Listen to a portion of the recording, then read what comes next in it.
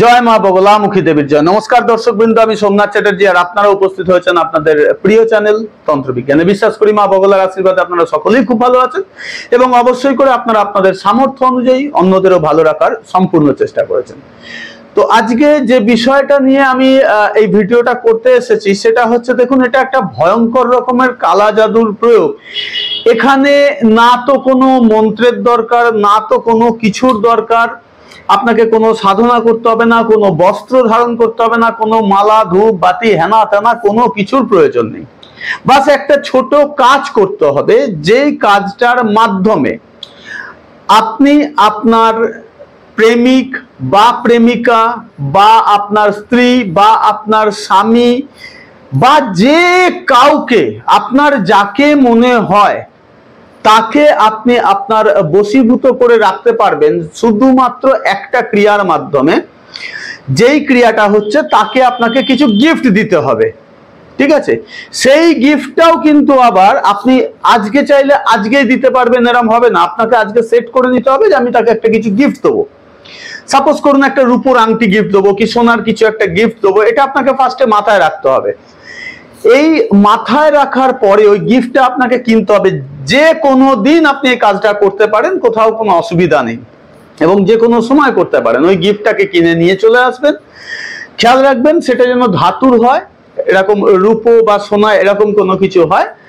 এবং সেটা কিনে আনার পরে আপনাকে যেটা করতে হবে সেটা হচ্ছে, যেদিন কিনবেন তার পরের দিন সকালবেলা ফার্স্ট যে ইউরিনটা হবে, টয়লেটের পরে ইউরিন হয়, মানে টয়লেট করতে গেলে আমাদের ইউরিন যে হয়, সেই ইউরিনটাকে আপনাকে একটা কোনো পাত্রে রাখতে হবে এবং যেটা গিফট দেবেন মনে করে এনেছেন সেটাকে ওই পাত্রের মধ্যে ভিজিয়ে দিতে হবে। এইভাবে 21 দিন লাগাতার ওকে ভিজিয়ে রাখতে হবে। কিন্তু প্রত্যেক দিন সকালে ওঠার পরে ফার্স্ট যে ইউরিন হবে, ওই প্রিভিয়াস ইউরিনটাকে আপনাকে ফেলে দিতে হবে এবং নতুন ইউরিন ওর মধ্যে আবার পুট করে রাখতে হবে। এইভাবে লাগাতার 21 দিন আপনাকে সকালের প্রথম ইউরিন চেঞ্জ করে করে ওই দ্রব্যকে ভিজিয়ে রাখতে হবে। দ্রব্যকে কাপের বাইরে মানে পাত্রের বাইরে বার করবেন না, বাস কোনো ক্রমে ইউরিনটাকে চেঞ্জ করবেন, ধোবেন না।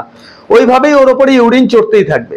এইভাবে 21 দিন করার পরে 22 নম্বর দিনের দিন ওই জিনিসটাকে আপনি তুলবেন, তুলে খুব ভালোভাবে যা মন চায় তাই দিয়ে পরিষ্কার করবেন খুব ভালোভাবে, যাতে ওতে কোনো ইউরিনের গন্ধ না থাকে। আপনি ওতে কিন্তু অ্যাডিশনাল কোনো সুগন্ধি অ্যাড করবেন না, এটাও মাথায় রাখবেন। ফের 22 দিনের দিন ওকে পরিষ্কার করে শুকিয়ে টুকিয়ে নিয়ে ভালো করে মানে ঠিকঠাক করে ওটা নিয়ে আপনি আপনার যাকে আপনার বসে আনতে চাইছেন তাকে গিফট দিন। দেখবেন ওই দ্রব্যটি তিনি পড়ার পরে এরকম ভাবে না, সেই সিনেমায় দেখায় না, গপ করে কি যেন একটা হলো, এরকম ভাবে আপনি চেঞ্জেস দেখতে পারবেন ওনার মধ্যে এবং উনি কিন্তু আপনার পিছ ছাড়বে না। সুতরাং এমন কারোর উপরে এই প্রয়োগটাকে করবেন না যার কারণে আপনাকে পরে পস্তাতে হতে পারে। এটা শুধুমাত্র যার সাথে আপনি রিস্তা করবেন লাইফ লং এর জন্য ঠিক করে নিয়েছেন তার উপরেই প্রয়োগ করবেন, অথবা যার সাথে আপনার লাইফ লং এর রিস্তা রয়েছে তার উপরেই এই প্রয়োগটা করবেন। অন্যথায় এর যে বাজে রিয়াকশনটা হয় না, সেটা আপনাদের কল্পনার বাইরে।